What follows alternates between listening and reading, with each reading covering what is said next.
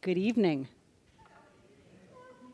Welcome to this special worship service at the Unitarian Universalist Congregation of Salem.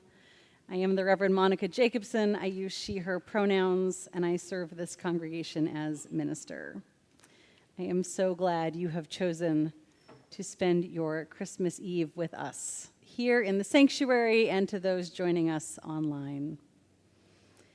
Tonight, I am joined in leading worship by Janet Stevens as celebrant, our UUCS choir, under the direction of Grace Curran and with David Yakel at the piano. Sarah Pickett is back at our tech table, and Doc Hadley made our slides for tonight. Ours is a community of seekers, people searching for wisdom and inspiration to live lives that make the world a better place. And this is also a story of Christmas. A story of seeking wisdom, a story of inspiring hope, a story about the precious potential in each and every human life. We gather once more in a world that is not as we wish it were. And this, too, is a story of Christmas. The story of not being able to have things the way we wish they were and having to figure out how to make the best of it. The story of a world with challenges and difficulties in which we still find light to follow and love to share. On this Christmas Eve, no matter what religious traditions we each connect with, we come together to share the ancient stories and the perennial truths of the possibility for more love and more justice, always being born into the world. Come, let us worship together. Please rise in body, in voice, or in spirit to join in singing hymn number 224, Let Christmas Come. It'll be on the screen, or you can take out the gray hymnal and find it there as well.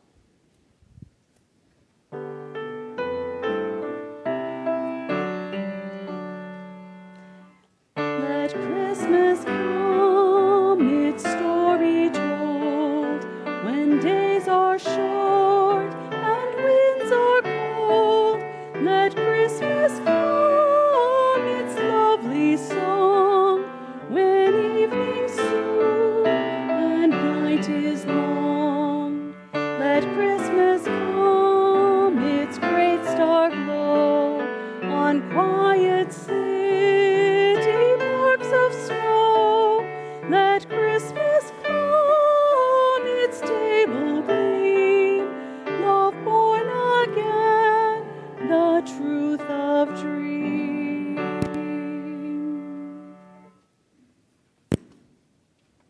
Thank you for joining us on this sacred evening. We gather tonight to celebrate our Christian heritage.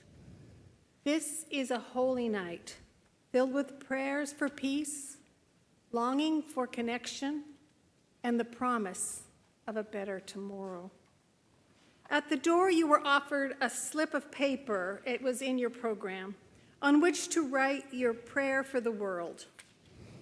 Please write legibly. In a few minutes, we will collect the prayers and share them later in the service.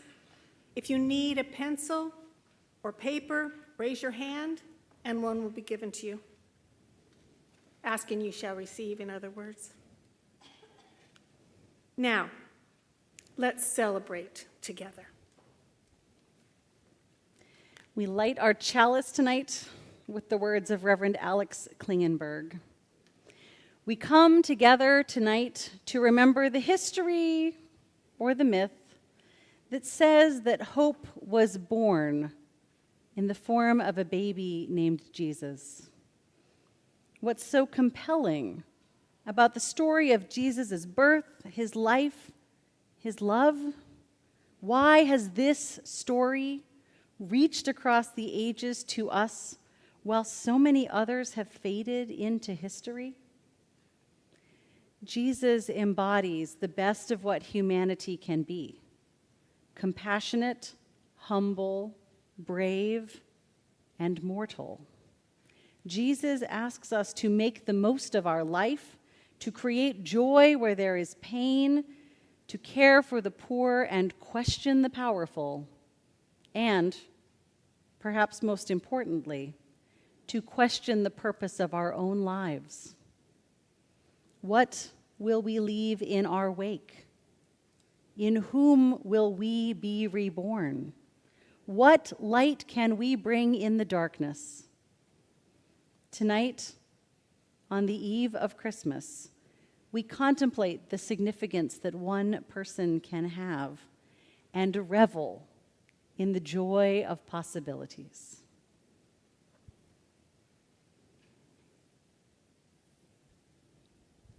Each Sunday in December, we lit a candle on our Advent wreath in anticipation of the coming of winter and the approaching turning of the year. We're leaning in expectation into all that is being born in us at this holy time, when the unknown lies before us, rich with possibility. Tonight, we light the Advent candles for the last time. We start with the candle of hope, for that which is best in us to rise and enliven our souls and our relationships. The second candle we light for peace, for courage to soften what is rigid in our hearts and to find and embrace compassion. We light the third candle in the name of joy, joy in the shape of gratitude for all that is our life. The fourth candle is lit in the name of love, the creative force in our lives.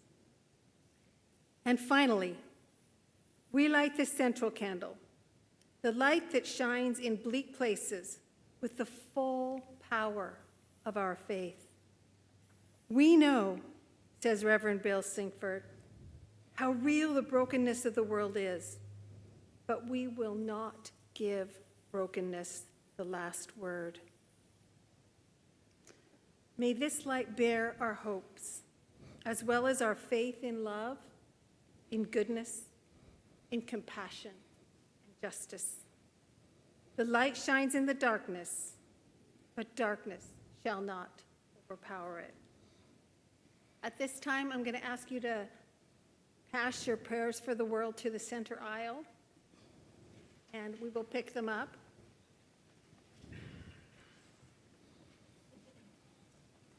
Thank you.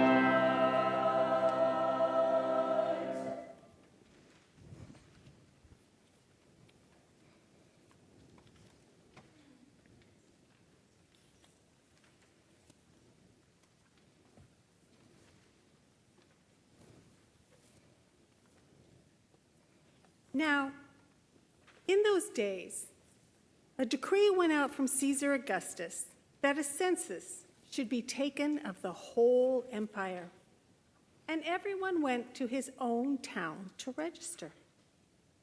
So Joseph also went up from Nazareth to Galilee, to the city of David, called Bethlehem, since he was from the house and line of David. He went there to register with Mary, who was pledged to him in marriage and was expecting a child. While they were there came time for the child to be born, and she gave birth to her firstborn, a son. She wrapped him in swaddling cloths and laid him in a manger because there was no room for them in the inn. And there were shepherds residing in the fields nearby, keeping watch over their flocks by night. Just then, an angel of the Lord stood before them, and the glory of the Lord shone around them, and they were terrified. But the angel said to them, "Do not be afraid, for behold, I bring you good news of great joy that will be for all people. Today, in the city of David, a Savior has been born to you. He is Christ the Lord. And this will be a sign to you. You will find a baby wrapped in swaddling cloths and lying in a manger." And suddenly there appeared with the angel a great multitude of the heavenly host, praising God and saying, "Glory to God in the highest, and on earth, peace to men on whom his favor rests." When the angels had left them and gone into heaven, the shepherds said to one another, "Let us go to Bethlehem and see this thing that has happened, which the Lord has made known to us."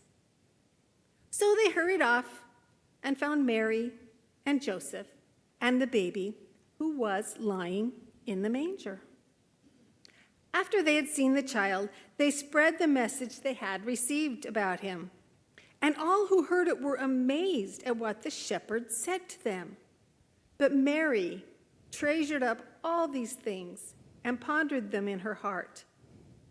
The shepherds returned, glorifying and praising God for all they had heard and seen, which was just as the angels had told them.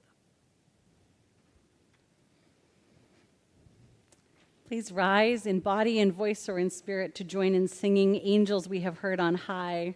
It's number 231 if you'd like to find it in the hymnal, and the lyrics will be up here.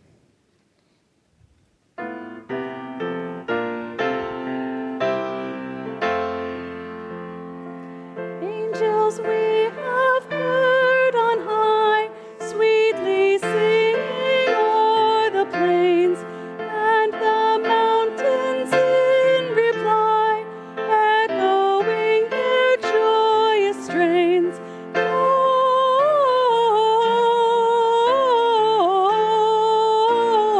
Gloria in excelsis Deo,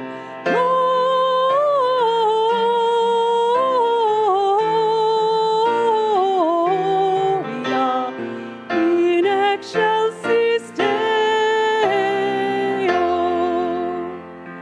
Shepherds, why this jubilee? Why these songs of happy cheer? What great brightness did you see? What glad tidings did you hear?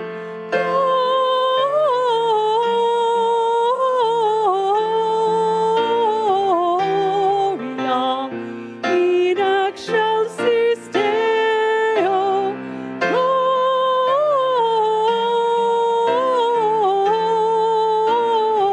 Gloria in excelsis Deo.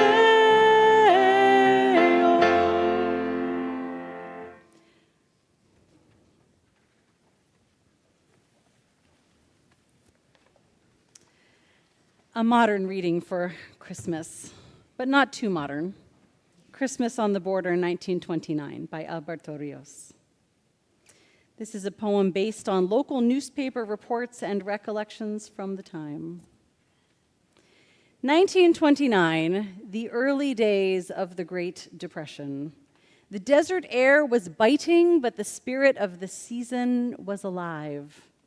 Despite hard times, the town of Nogales, Arizona, determined they would host a grand Christmas party for the children in the area, a celebration that would defy the gloom of the year, the headlines in the paper, and winter itself. In the heart of town, a towering Christmas tree stood, a pine in the desert. Its branches, they promised, would be adorned with 3,000 gifts. 3,000. The thought at first was to illuminate the tree like at home with candles, but it was already a little dry. Needles were beginning to contemplate jumping. A finger along the branch made them all fall off. People brought candles anyway. The church sent over some used ones, too. The grocery store sent some paper bags, and that settled things. Everyone knew what to do. They filled the bags with sand from the fire station, put the candles in them, making a big pool of lighted luminarias. From a distance, the tree was floating in a lake of light. Fire, so normally a terror in the desert, but here, so close to miracle. For the tree itself, people brought garlands from home, garlands made of everything, walnuts and small gourds and flowers, chilies too. The chilies themselves looking a little like flames.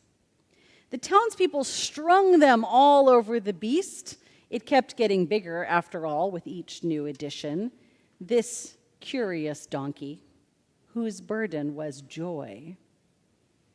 At the end, the final touch was tinsel. Tinsel everywhere, more tinsel. Children from nearby communities were invited, and so were those from across the border in Nogales, Sonora, a stone's throw away. But there was a problem: the border.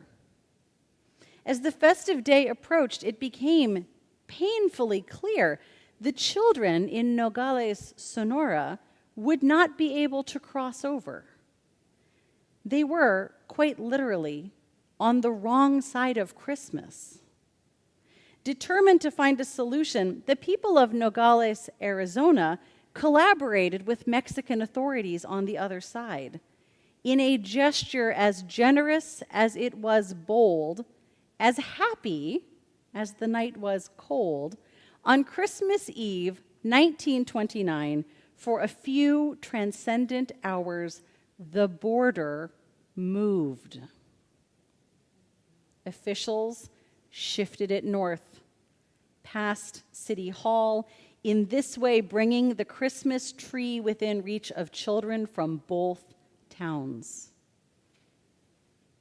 On Christmas Day, thousands of children, American and Mexican, indigenous, orphaned, gathered around the tree, hands outstretched, eyes wide, with shouting and singing both. Gifts were passed out. Candy canes were licked. And for one day, there was no border. When the last present had been handed out, when the last child returned home, the border resumed its usual place, separating the two towns once again. For those few hours, however, the line in the sand disappeared. The only thing that mattered was Christmas. Newspapers reported no incidents that day, nothing beyond the running of children, their pockets stuffed with candy and toys, milling people on both sides, the music of so many peppermint candies being unwrapped. On that chilly December day, the people of Nogales gathered and did what seemed impossible. However quietly, regarding the outside world, they simply redrew the border. In doing so, they brought a little more warmth to the desert winter. On the border, on that day, they had a problem and they solved it. Here ends the reading.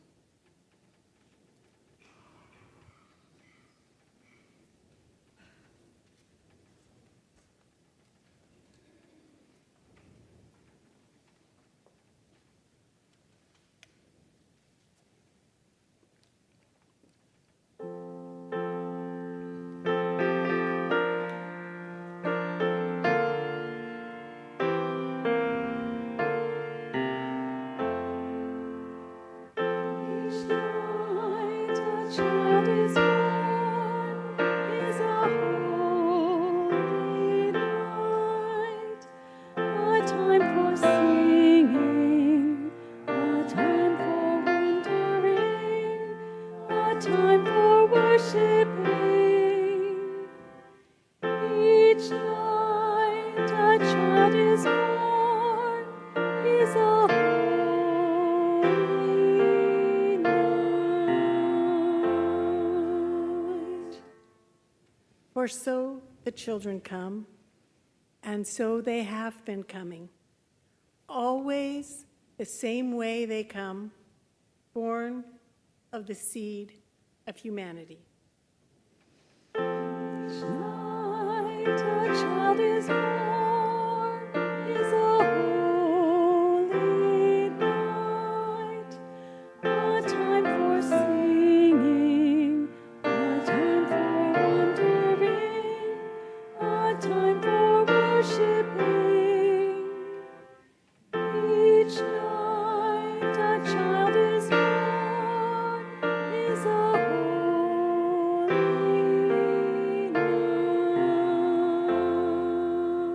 night. No angels herald their beginnings. No prophets predict their future courses. No wise men see a star to show where to find the babe that will save humankind. Each night a child is born, is a holy night. A time for singing, a time for wondering, a time for worshiping. Each night a child is born, is a holy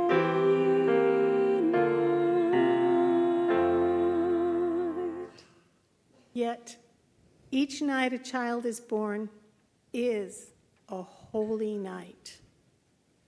Parents everywhere, sitting beside their children's cribs, feel glory in the sight of a new life beginning. They ask, where and how will this new life end? Or will it ever end? Each night a child is born, is a holy night. A time for singing, a time for wondering, a time for worshiping. Each night a child is born, is a holy night.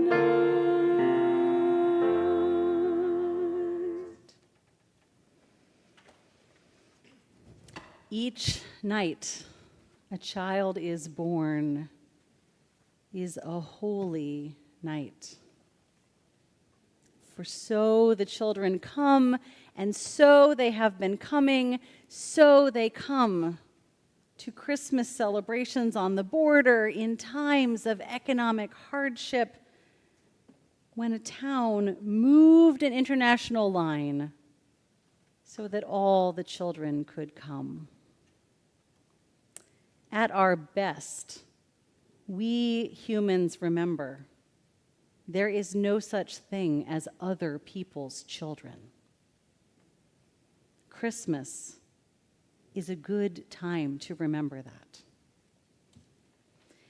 And it is a good time to remember our world is one that we make and one that we remake, one that we dream up and that we create.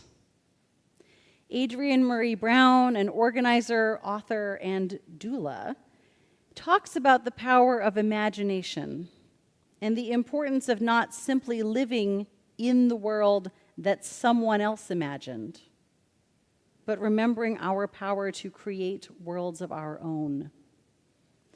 When all we focus on is resisting and addressing problems, she says we are living in someone else's imagined world.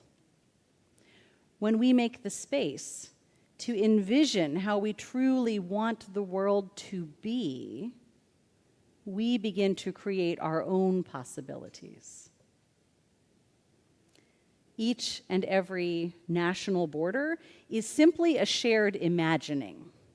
The ground does not distinguish between countries. The earth only knows that life moves across it and in it with no imposition of human ideas about lines that can't be crossed.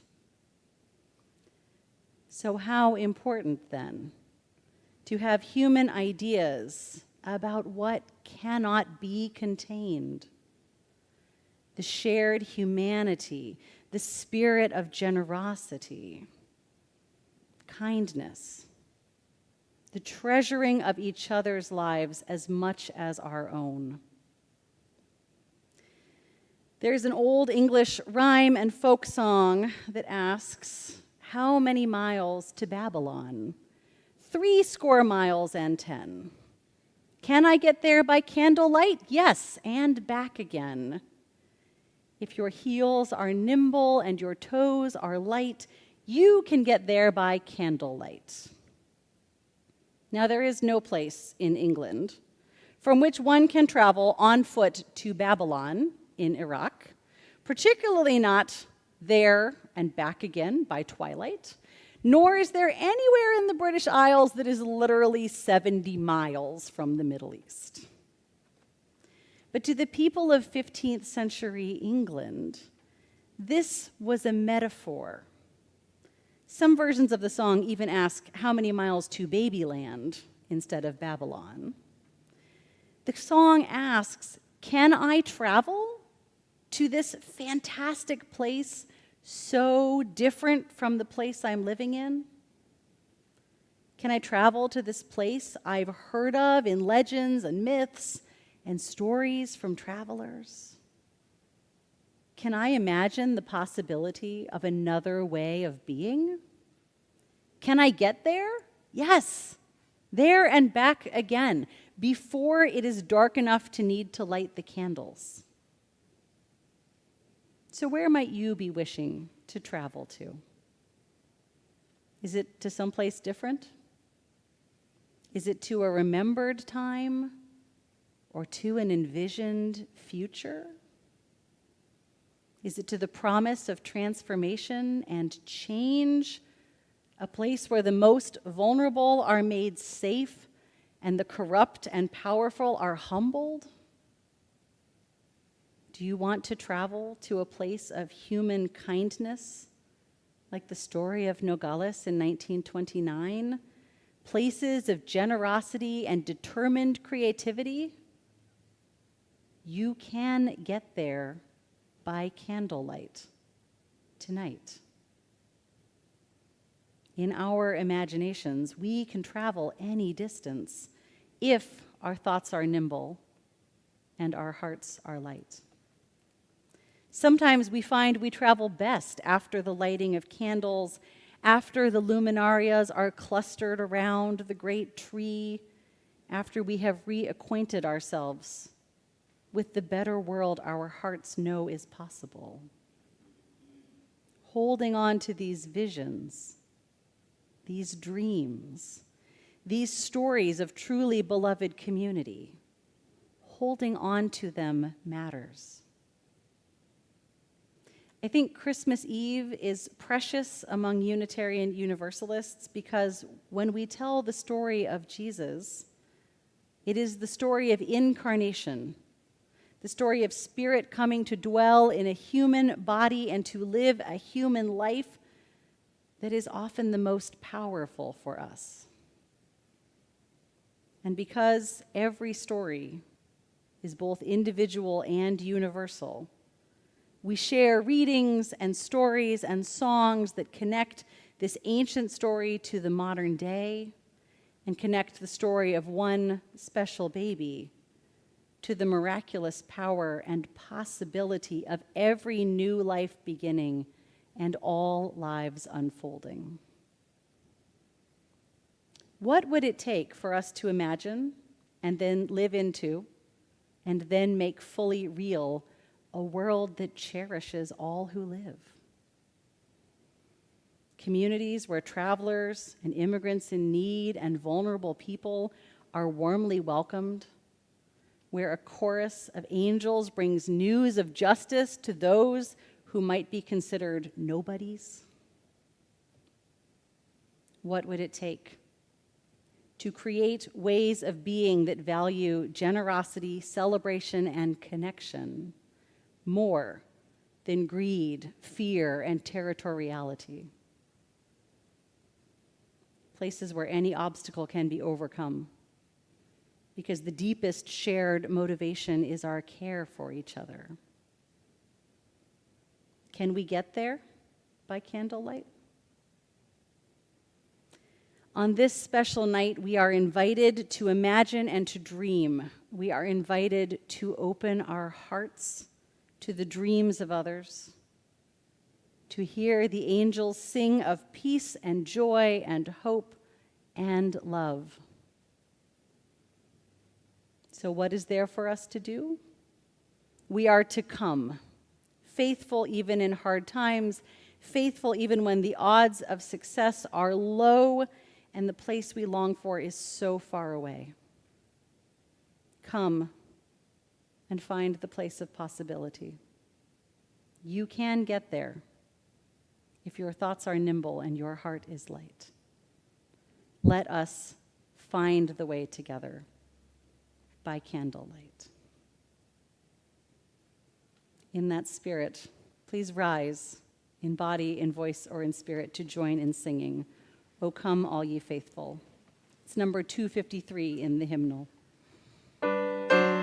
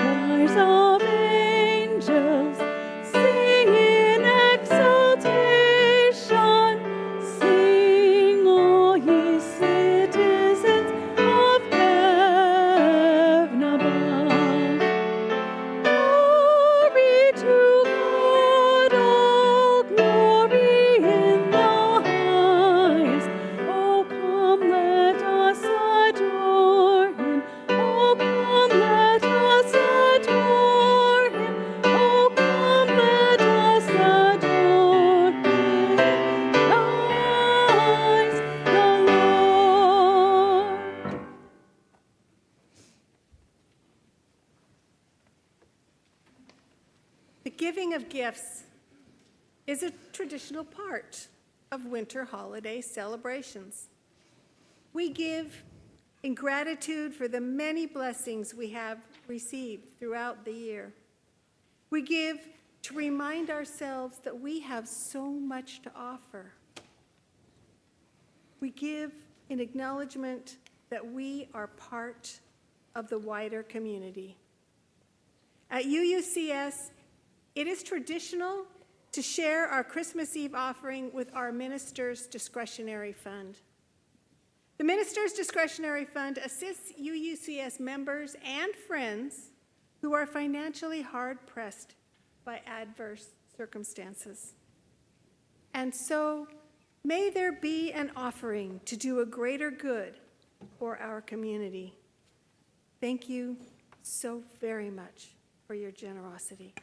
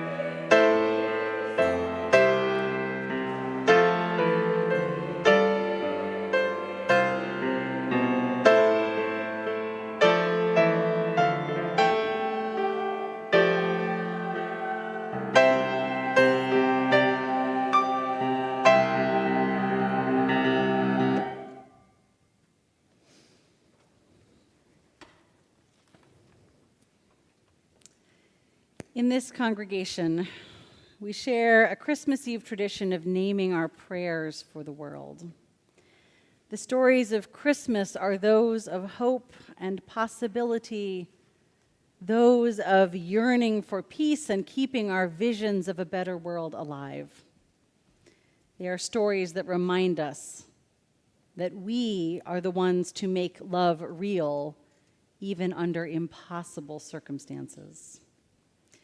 Janet and I will read your Christmas prayers for the world as we all hold these truths in our hearts. That truth and justice prevail. That we in the world will write songs we all can sing in every language, every country, every culture. For our country's people to rise up with kindness, generosity, and love. Peace and safety. Peace, reconciliation, and health care for all. For everyone to have enough food and clean water. Leaders acting with cool heads and humility. Let there be more compassion and more respect for one another. Let us be open to the sacred within us to guide us toward love and peace. For everyone to get along and help each other out instead of harming and killing. Peace for all, the end of fascism and white nationalism, respect and freedom for all. I pray that the power of light and goodness will gain strength to bring healing and humanness to our world. Peace and justice. Get rid of global warming. For there not to be global warming. My prayer for the world is that justice prevails regardless of birth, race, caste, status, and wealth. Love and caring for the children of the world. I pray that we will continue to fight against global warming and climate destruction. To simply take care of one another. May everyone find peace and happiness. May everyone be free of misery in the midst of ongoing transformation and uncertainty. I hope that those with abundance find joy in sharing with those who experience scarcity. I pray for more understanding and love. May we all remember that we are more alike than we are different. May everyone be happy. May everyone be free from misery. May no one be separated from their source of happiness. May everyone have equanimity, free from anger and attachment. That a dialogue opposing and unified lead to a quiet, move forward. Peace for our neighbor, peace for ourselves, peace for all. I pray we receive respite from the chaos and find peace to find hope in our world. I pray for peace and for compassion. For everyone to have loved ones in their lives to make memories with. I pray for happiness and health for me and my loved ones, homes for the homeless, safety, peace, acceptance for all, no homeless animals. May justice and love increase within ourselves and others. May I be an example to others. May I become a better person every day.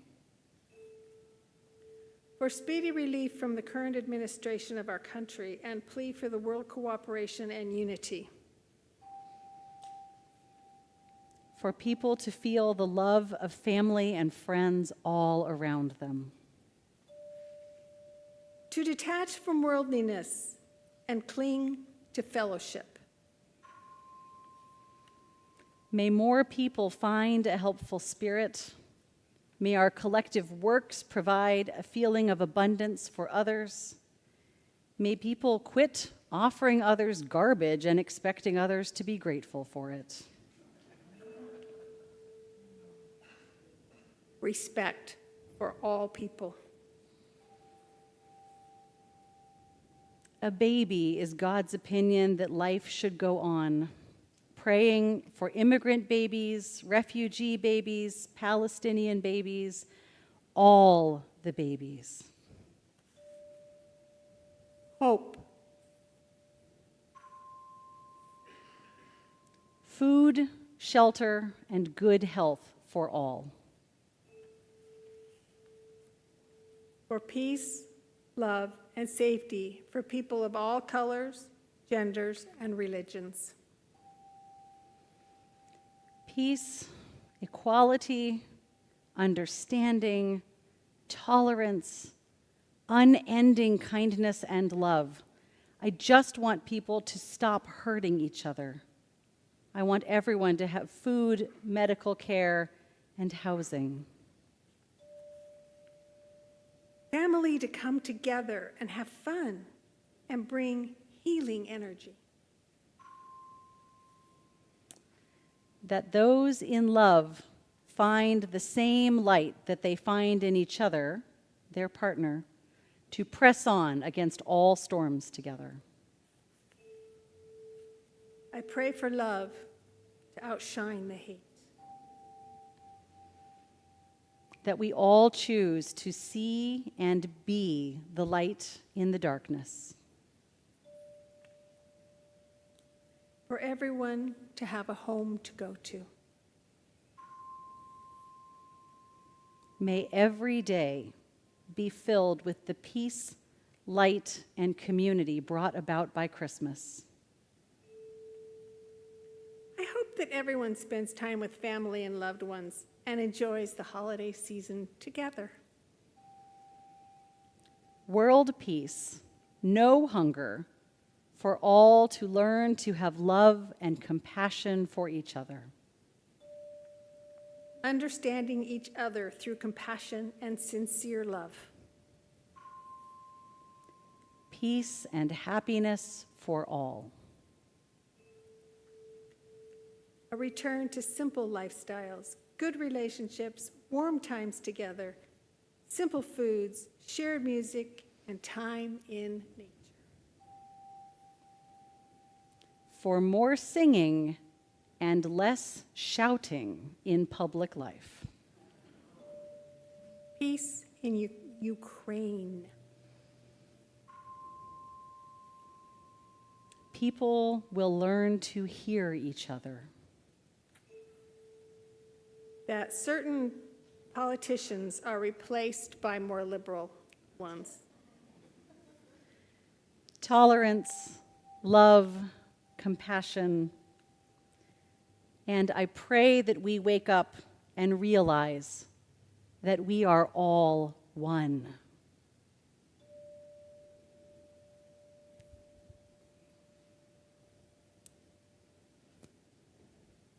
The Work of Christmas by Howard Thurman. When the song of the angels is stilled, when the star in the sky is gone, when the kings and princes are home, when the shepherds are back with their flocks, the work of Christmas begins. To find the lost, to heal the broken, to feed the hungry and to release the prisoner, to rebuild nations, to bring peace among people, to make music in the heart.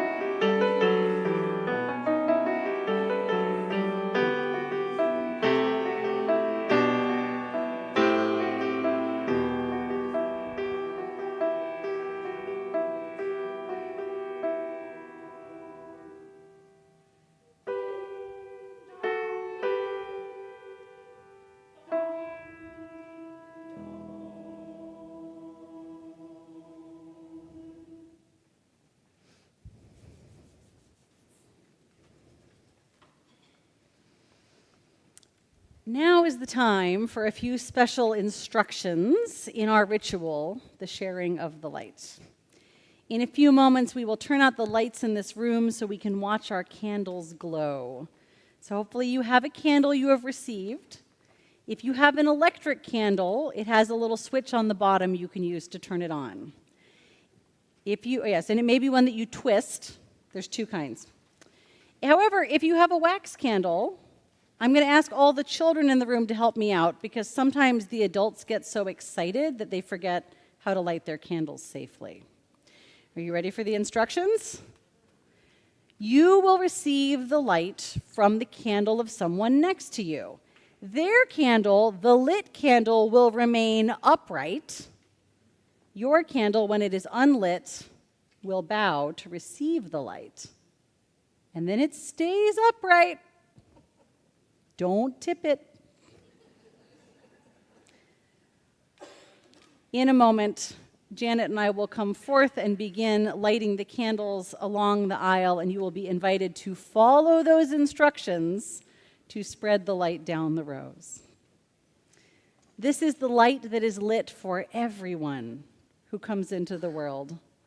The light of kinship, the light of hope, the light of mercy, the light of peace. This is the light that shines within us and beyond us, but which needs our help to enter the world. This night, in the dark, we proclaim our vision of a world made new, made loving and kind and peaceful at last. And we watch for this world. We proclaim our hope by lighting candles, knowing that our candles join the light of flames of menorahs, kinnaras, Yule logs, and bonfires that have been lit and will be lit across the world in this season. Knowing that the light comes in many beautiful ways when we make way for its coming.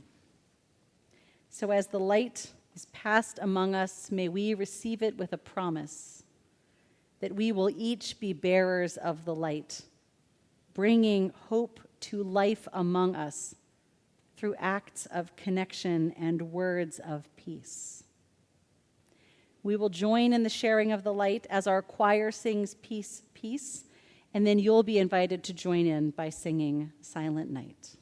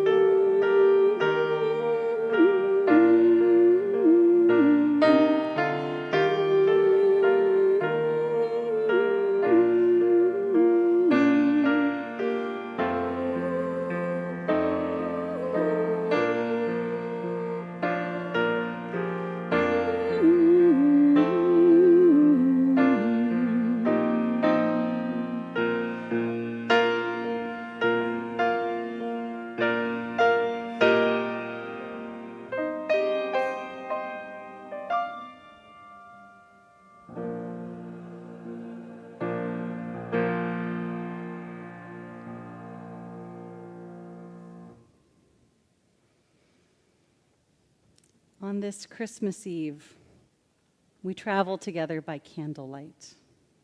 Know that you carry with you the spirit of human goodness and that you create together the path to the world that our hearts dream of each time you act in kindness. May the spirit of Christmas help your thoughts be nimble and your hearts be light now and throughout the year.